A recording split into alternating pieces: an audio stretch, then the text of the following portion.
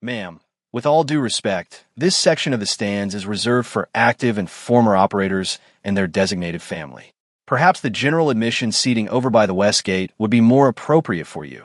The words, slick with a practiced and condescending courtesy, slice through the salty air of the Naval Amphibious Base Coronado. The crowd, a tense and proud assembly of families, shifted with a collective, uncomfortable murmur. A few nervous chuckles rippled through the rows of starched uniforms and summer dresses. They all turned to look at the source of the Master Chief's attention, a woman in a simple, gray linen dress, her hair tied back in a severe, functional bun. She was the picture of unassuming anonymity, a stark contrast to the chest-thumping pride that saturated the graduation ceremony for basic underwater demolition/SEAL training. She offered no reaction. Her face, a mask of placid neutrality, did not flinch.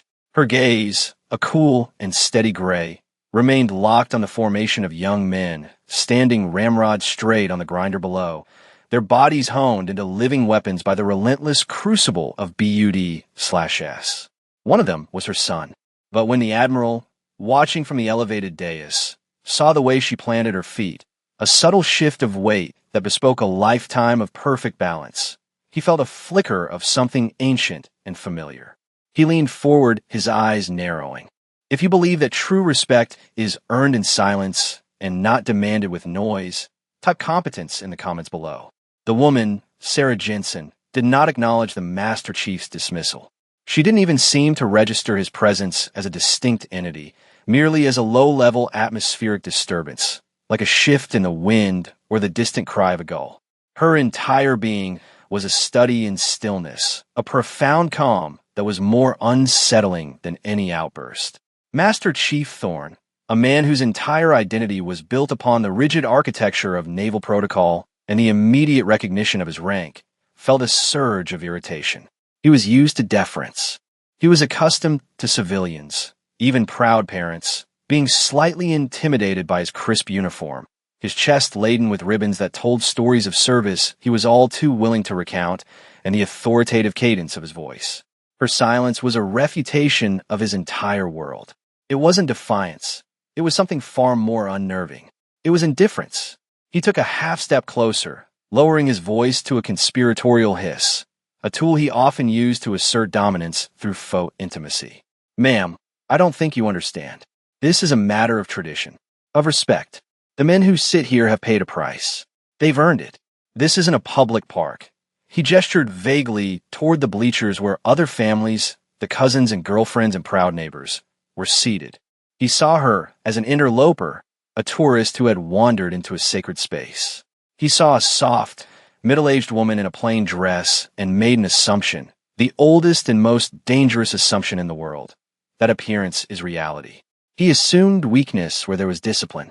He assumed ignorance where there was mastery. He assumed she did not belong in a world he guarded so jealously, a world of controlled violence and immense sacrifice. Sarah's focus remained unbroken. Her son, Petty Officer Michael Jensen, stood in the third rank, his jaw set, his eyes fixed on the horizon, a perfect mirror of her own stillness. She could feel the sun on her skin, smell the mix of salt and diesel from the bay, hear the rhythmic snap of the flags and the stiff ocean breeze. These were the sensory details of a life she knew intimately, a world she had once commanded. Her silence was not a void. It was full. It was full of memory, of discipline, of a profound and unshakable confidence that required no external validation. She was silent when he questioned her right to be there. She was silent when he insulted her understanding. She was silent because the only sound that mattered was the one that was coming the moment the speaker would call her son's name, the moment he would cease to be a trainee and become a brother in the Trident community. A slight, almost imperceptible tremor in the air interrupted her focus. It was a change in pitch, a subtle dissonance in the background hum of the bass. It was a sound that didn't belong. The sound was a high-frequency whine, a discordant note in the symphony of the naval base, and it grew with alarming speed. Most in the crowd didn't register at first, their attention fixated on the polished ceremony. But Sarah's head tilted a fraction of a degree, her placid expression dissolving into one of intense, analytical focus. Her stillness transformed from passive to predatory. The whine became a guttural scream as a SH-60 Seahawk helicopter, which had been performing routine training patterns over the bay, suddenly lurched sideways. A plume of black smoke erupted from its port turbine, a dark flower of mechanical catastrophe blooming against the bright California sky. The steady, rhythmic whump-whump-whump of its rotors devolved into a frantic, slapping chaos as the pilot fought for control. Panic, a cold and electric wave, washed over the graduation ceremony. People gasped, pointed, and began to rise from their seats, a disorganized scramble of fear. The carefully constructed order of the event shattered into 1,000 pieces of human instinct. Master Chief Thorne, the guardian of protocol, was frozen for a crucial second, his authority useless against the raw physics of a failing engine. His mind raced through regulations, but there was no regulation for this. He looked at the scattering crowd, at the plummeting aircraft, and his confidence, so brittle and loud moments before, evaporated. But Sarah Jensen moved. She didn't run. She didn't shout. Her movements were a model of efficiency, a ballet of pure competence. She rose from her seat, her body flowing with a practiced grace that belied her simple appearance. Her voice, when it came, was not the strident command of a drill instructor but a calm, clear instrument that cut through the rising hysteria. "Stay off the main grinder," she called out, her tone carrying an innate authority that made people stop and listen.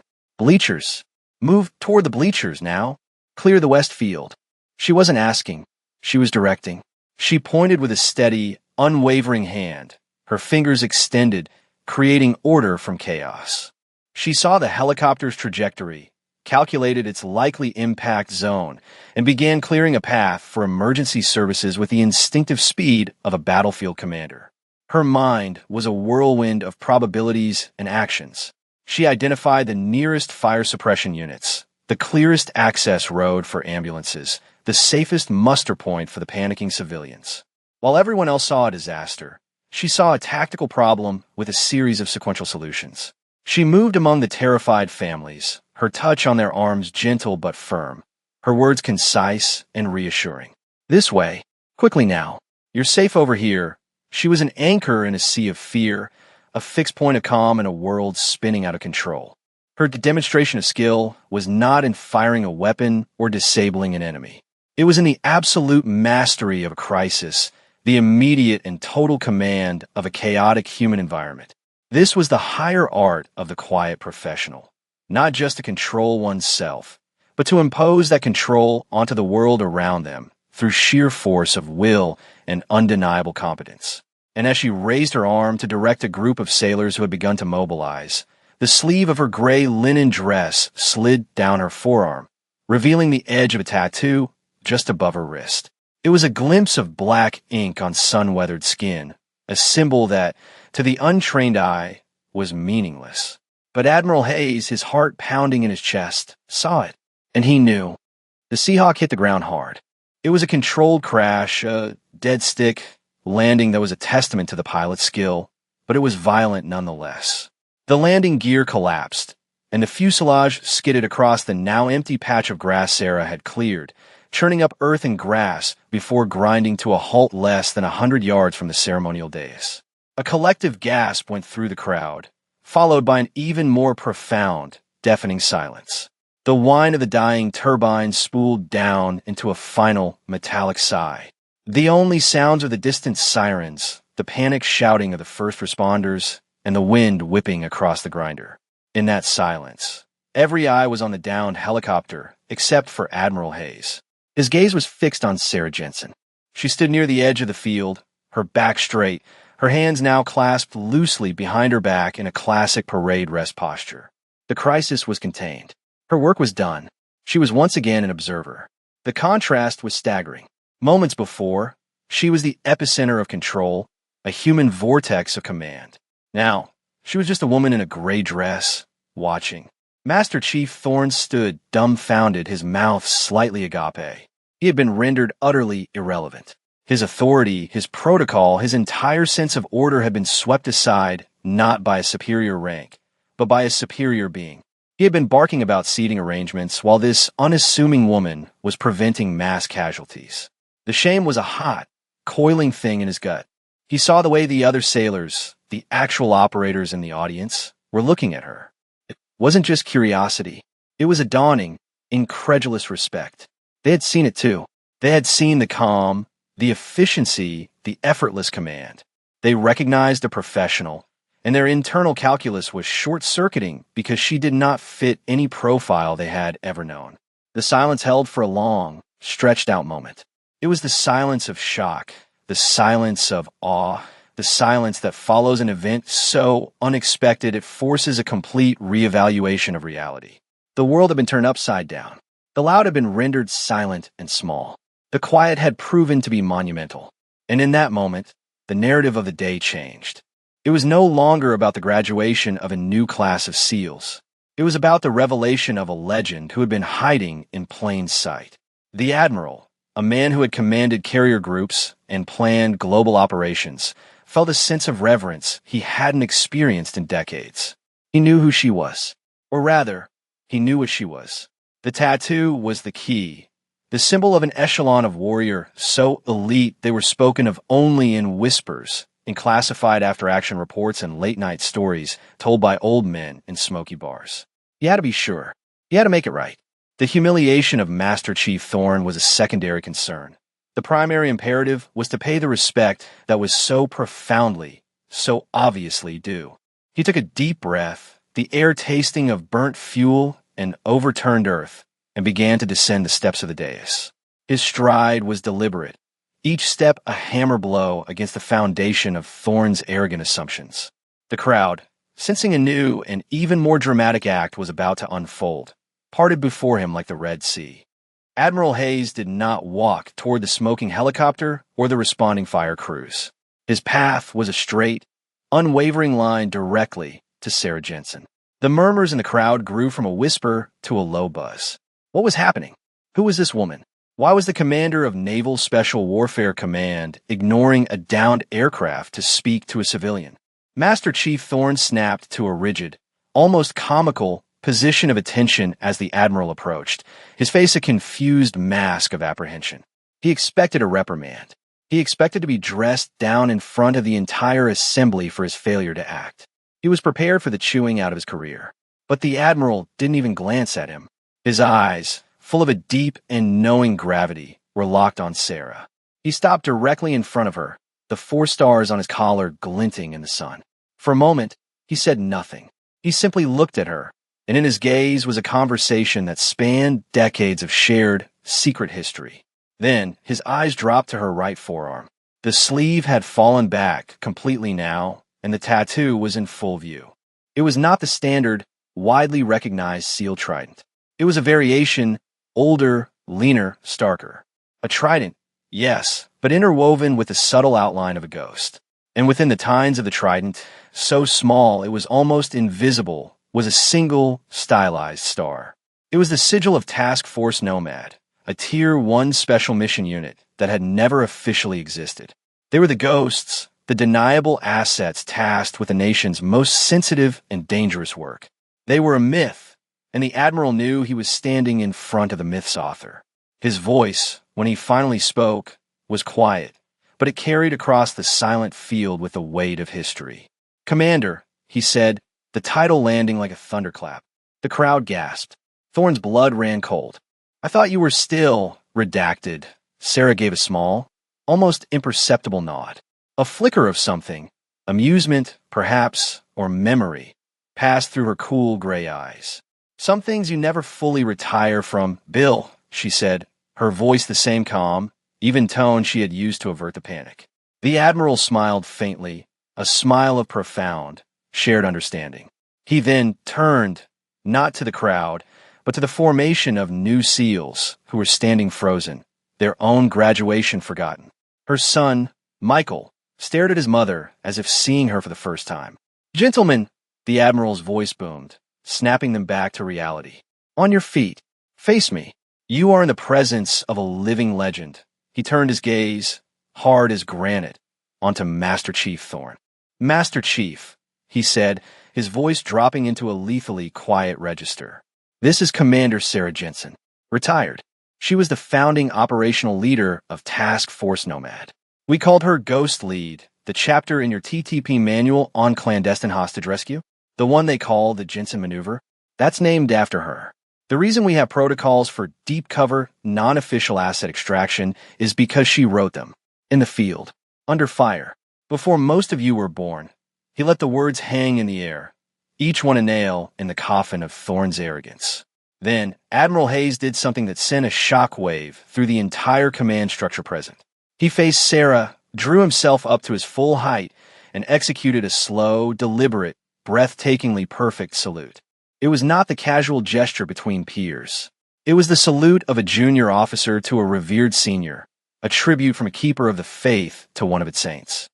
The sight of the four-star admiral saluting the unassuming woman in the gray dress was an image that burned itself into the memory of every person on that field. It was a moment of pure, unadulterated vindication. The salute was more than a gesture. It was a public correction of the universe. It was an institutional apology for the ignorance of one of its members and a powerful affirmation of a forgotten truth. In that single, silent motion, rank, appearance, and protocol were rendered meaningless, replaced by the only currency that truly matters in their world, demonstrated competence, and earned respect. Sarah, for her part, did not return the salute. That would have been a breach of her civilian status. Instead, she gave a short, crisp nod, an acknowledgement that was in its own way just as formal, just as profound. It was a nod that said, "I see you. I understand." Acknowledged. Her son, Michael, felt the ground shift beneath him. His mother, the woman who made him breakfast, who quizzed him on his history homework, who always smelled faintly of library books and chamomile tea. That woman was Ghost Lead, the Jensen Maneuver. He looked at the hard, unyielding set of her jaw, the absolute stillness of her posture, and for the first time, he didn't see his mom. He saw a commander. He saw a warrior. The disparate pieces of his life, the stories she never told, the long business trips she took when he was a child, the way she could become utterly silent and focused in a moment. It all clicked into place with the force of a tectonic shift. He wasn't just following in his father's footsteps, a SEAL lost in training years ago.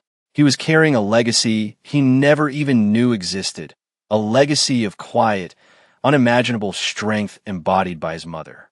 Master Chief Thorne stood as if he had been turned to stone. The Admiral's words had dismantled his entire worldview. He, a guardian of the SEAL ethos, had shown disrespect to one of its foundational figures. He had tried to eject a legend from her own son's graduation. The humiliation was so total, so complete, it transcended anger or shame and entered a realm of pure, clarifying shock. He saw not just his error, but the profound arrogance that had birthed it. He had judged the book by its plain, unassuming cover and had missed the epic written within. The silence that followed the salute was broken by the Admiral. He lowered his hand and turned back to the crowd and the formation. "Let this be a lesson to all of us," he said, his voice resonating with authority. "The most dangerous threats are the ones you underestimate, and the greatest strength is the one that does not need to announce itself. Assumptions are a luxury we cannot afford, not in the field and not here at home. We do not judge by appearance. We judge by action. Today, we have all been reminded of that core principle by one of our very best." He looked back at Sarah, and for a moment, the formality dropped. "It's good to see you, Sarah." Truly, the ceremony, for all intents and purposes, was over. The formal presentation of the tridents would happen, but the real graduation, the real lesson, had already been delivered. The legend of the quiet mother at the SEAL graduation had just been born. The story of what happened on the grinder at Coronado spread with the speed of a signal fire on a dark night. It didn't just spread like wildfire. It moved with purpose, transmitted through secure channels and hushed phone calls from operator to operator, from base to base, from Coronado to Dam Neck to Fort Bragg. Before the sun had set, men in distant, dusty countries who had never met Sarah Jensen knew her name, or at least her call sign, Ghost Lead. The tale became an instant piece of institutional folklore, a modern myth with a powerful moral. New trainees heard it from their instructors. Seasoned operators recounted it in team rooms, shaking their heads with a mixture of awe and amusement. The incident was a perfect parable. The arrogant Master Chief, the unassuming mother, the dramatic reveal, and the Admiral's validating salute. It had all the elements of a foundational story, a lesson wrapped in a dramatic narrative. The details were polished and expanded with each telling. The helicopter crash became more dramatic, Sarah's calm more supernatural, the Admiral's salute more freighted with historical significance. The physical location of the incident was quickly given an informal, sanctified name by the BUD/S instructors. The patch of grass where the Seahawk had skidded to a halt became the Ghost's Perch. The bleachers section where Sarah had first been accosted was now jokingly referred to as the Commander's Box. These names stuck, weaving the event into the very geography of the place where seals are made. For Master Chief Thorne, the day was one of profound and necessary humbling. After the crowd had dispersed and the initial chaos had subsided, he sought out Sarah. He found her standing with her son, the two of them finally alone, the trident now pinned to Michael's chest. Thorne approached them not with his usual swagger, but with the hesitant, careful steps of a man entering a church. He stopped a respectful 10 feet away and waited to be acknowledged. Sarah turned her head slightly. "Master Chief," she said, her voice neutral. Thorne cleared his throat, his own voice, normally so full of bluster, now quiet and strained. He came to full attention. "Commander," he began, the word feeling foreign and inadequate in his mouth. "There is no excuse for my conduct today. My assumption was born of ignorance and arrogance, and I disrespected you, your family, and the legacy you represent. I offer my deepest, most sincere apology. It will be a lesson I carry for the rest of my career." There was no hint of trying to save face. His apology was direct, honest, and deeply felt. Sarah looked at him for a long moment, her gray eyes analytical. She saw the shattered pride, but beneath it, she saw the glimmer of a lesson learned. She gave a single, sharp nod. "We all have our billets, Master Chief," she said, her words a strange and powerful form of absolution. "Your billet is to turn boys into men who can be trusted with the lives of their brothers. It's a sacred duty. Don't let arrogance compromise it. Now, look after my son." With that, she dismissed him. It was not a moment of vengeance, but of quiet, professional grace. She had not sought his humiliation, only his education. Thorne, feeling the immense weight of her pardon, simply said, "Yes, Commander. I will." He then turned and walked away, a changed man. The bluster was gone, replaced by a somber humility that would, in time, make him a far better leader of men. The reunion between mother and son was quiet, almost silent, yet charged with a universe of unsaid things. Michael Jensen looked at the newly pinned trident on his chest, the symbol he had bled and suffered for, the culmination of his life's ambition. Then he looked at his mother, the woman who had just been revealed as a foundational figure in the very community he had just sacrificed everything to join. He didn't know what to say. The image of the Admiral saluting her was seared into his mind. Ghost lead, the Jensen maneuver. These were not just words. They were concepts that carried the weight of life and death, of missions that had shaped the world he lived in. "Mom," he finally managed to say, the word feeling small and inadequate. Sarah's face softened, the hard edges of the commander receding, leaving only the mother behind.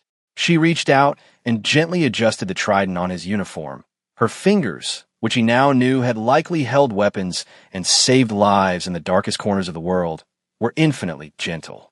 "I'm so proud of you, Michael," she said, her voice thick with an emotion she had not shown all day. "You earned this. Every bit of it. This is your day." He shook his head, 100 questions battling for release. "Why didn't you ever tell me about any of it?" Sarah's gaze drifted toward the ocean, a faraway look in her eyes. "It wasn't a secret, Michael. It was just a different chapter. That life, that work, it demands a certain silence. When I left it behind. My job became raising you. That was my new mission, and it was the most important one I ever had." She turned back to him, her eyes clear and direct. "What I was is not who I am. I am your mother. And today, I'm the proudest mother on this entire base." She did not want the glory. She did not need the accolades. Her reward was not the Admiral's salute or the awe of the crowd. Her reward was this moment. Seeing her son standing tall, having achieved his dream, ready to carry on a legacy of service. Her quiet competence extended even to this. She knew when to be a commander, and she knew when to be a mom. She deflected the attention from her past and focused it squarely on his future. This, too, was a lesson for him. The quiet professional does not dwell on past victories. They focus on the mission at hand. A photograph taken by one of the base photographers captured the moment. The 4-star Admiral salute. Within a week, a print of that photo was hanging in the main briefing room for the BUD/S instructors. It was pinned to the corkboard without a caption. It didn't need one. Every instructor, every trainee, every visitor who saw it would hear the story. It became a symbol, a visual reminder of the day's profound lesson. The photo wasn't just about a specific event. It was an artifact that represented a core tenet of their ethos. It symbolized the triumph of substance over style, of action over words. It was a warning against the poison of assumption and a tribute to the silent strength that formed the bedrock of their community. The legend was now officially part of the culture, a permanent fixture in the institution's ongoing story of itself. 1 year later, the echoes of that day continued to reverberate. Petty Officer Second Class Michael Jensen crouched in the dusty twilight of a foreign land, the heat of the day still radiating from the packed earth. His team was on overwatch, their mission to observe a high-value target in a fortified compound below. A complication had arisen. A group of children had started a game of soccer in the street, directly in front of the compound's main gate, the only viable breach point. The window for the assault was closing fast. The team leader, a seasoned senior chief, was tense. They're blocking our ingress. We go now, they could get caught in the crossfire. We wait, we lose the target. Make a call. Voices on the comms channel offered conflicting advice. One argued for mission priority, accepting the risk of collateral damage. Another argued for aborting, unwilling to risk the children. The debate was becoming heated, time slipping away with every word. Michael remained silent, his rifle scope trained on the compound, his breathing slow and steady. He wasn't just looking at the target. He was seeing the whole picture. He remembered the look on his mother's face during the helicopter crash, the absolute calm, the immediate assessment of all variables. The focus not just on the objective, but on the entire environment. He remembered her words to Master Chief Thorne. Don't let arrogance compromise the mission. In this case, arrogance was believing their timetable was more important than innocent lives. He keyed his mic. His voice was calm, clear. Ghost 2. I have a solution. Overwatch. Create a diversion. North side of the village. One flashbang, airburst. Draw their attention. The kids will scatter. It will give us a 30-second window to move and clean. There was a moment of silence on the net. The senior chief considered it. It was elegant, simple. It prioritized both the mission and the preservation of innocent life. It was a quiet, competent solution to a loud, chaotic problem. Do it, the senior chief ordered. The flashbang went off with a distant thumbcrack. The guards in the compound jerked their heads toward the sound. The children, startled, stopped their game and ran for their homes. The street was clear. Go, go, go. The senior chief commanded, and the assault team moved in. The mission was a success. Later, back at their operating base, the senior chief pulled Michael aside. Good call out there, Jensen. You kept your cool. You saw the whole board. Where'd you learn that? Michael thought for a moment, a faint smile on his face. He didn't mention Task Force Nomad or Ghost Lead. He didn't talk about the legend. He just said, my mom taught me to always look for a third option. The lesson had been passed down. The legacy was alive, not as a story to be told, but as an action to be taken. It was a standard being carried forward in the heart of a new generation of warrior. Back at Coronado, the story of Sarah Jensen had become a permanent part of the curriculum, a tool for shaping the very soul of new operators. It was no longer just gossip or a good story. It was a formal lesson in humility. And the man who taught it most effectively was Master Chief Thorne. He would stand before each new, exhausted class of trainees in the final weeks of their training, the photograph of the Admiral's salute projected on the screen behind him. He would tell them a story, but he would tell it from his perspective. He made himself the cautionary tale. Look at this picture, he would begin, his voice quiet and devoid of its old arrogance. You see an admiral saluting a civilian, but you're not seeing what's really happening. You're seeing a lesson. I was the master chief on that grinder that day. I saw a woman who I thought didn't belong. I judged her by her dress, by her age, by her gender. I saw anything but the warrior she was. My pride, my ego, my assumptions made me blind. I failed the most basic test of an operator. I failed to see the threat, or in this case, the legend, standing right in front of me. He would pause, letting the weight of his confession settle over the room of young, hardened men. She never raised her voice. She never corrected me. She never had to. Her competence, her absolute professionalism in a moment of crisis, spoke for her. It screamed, "Your rifle, your gear, your muscles, they don't make you a SEAL. They're just tools. What makes you a SEAL is the quiet competence you carry in here," he would say, tapping his temple, and in here, tapping his chest. It's the humility to know that you are never the smartest or the toughest person in any room. Your worth is not in the noise you make. It is in the actions you take when everything goes silent. I learned that lesson from Commander Sarah Jensen. I expect you to learn it from me. The story had completed its journey from event to legend to doctrine. It was no longer just about one woman's hidden past. It was about the enduring principle that true strength is quiet, that respect is earned through action, and that the most dangerous assumption is the one you don't know you're making. It ensured that the legacy of Ghost Lead wasn't just a name in a redacted file, but a living standard of professionalism and humility passed down from one generation of quiet professionals to the next. The circle was complete. The silence had become the lesson. For more stories where quiet competence triumphs over loud assumption, and where silent strength defines their worth, subscribe to Unknown Heroine Tales.